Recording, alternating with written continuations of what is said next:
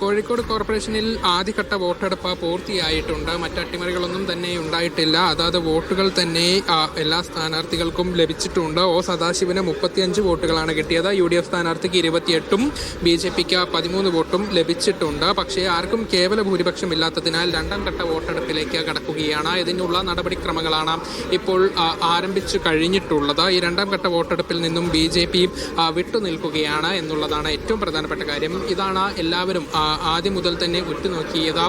BJP രണ്ടാം ഘട്ട വോട്ടെടുപ്പിൽ പങ്കെടുക്കുമോ എന്നുള്ളത്. BJP അങ്ങനെ പങ്കെടുത്തിരുന്നെങ്കിൽ ഇവരുടെ വോട്ട് ആർക്ക് പോകുമെന്നുള്ളതായിരുന്നു നിർണായകമായ ചോദ്യം. പക്ഷേ ഇവരിപ്പോൾ ഇതിൽ നിന്നും വിട്ടുനിൽക്കാൻ തന്നെ തീരുമാനിച്ചിരിക്കുകയാണ്. ആദ്യഘട്ടത്തിൽ കുറവ് വോട്ട് കിട്ടിയതിനാൽ BJP സ്ഥാനാർത്ഥിക്ക് രണ്ടാം ഘട്ട തെരഞ്ഞെടുപ്പിൽ മത്സരിക്കാൻ സാധിക്കില്ല എന്നുള്ളതാണ്. അതുകൊണ്ട് തന്നെ കൗൺസിൽ ഹാളിൽ BJP കൗൺസിലർമാർ തുടരും. പക്ഷേ ഇവർ വോട്ടെടുപ്പിൽ പങ്കെടുക്കില്ല. ഇനിയുള്ള മത്സരം LDFും UDFും തമ്മിലാണ്. LDFിന്റെ ഒ സദാശിവനും UDFിന്റെ അബൂബക്കറും തമ്മിലുള്ള മത്സരമാണ് ഇനി നടക്കാൻ പോകുന്നത്. അതിനു വേണ്ടിയുള്ള നടപടിക്രമങ്ങൾ ആരംഭിച്ചിട്ടുണ്ട്. അല്പസമയത്തിനകം തന്നെ രണ്ടാം ഘട്ട വോട്ടെടുപ്പ് തുടങ്ങും.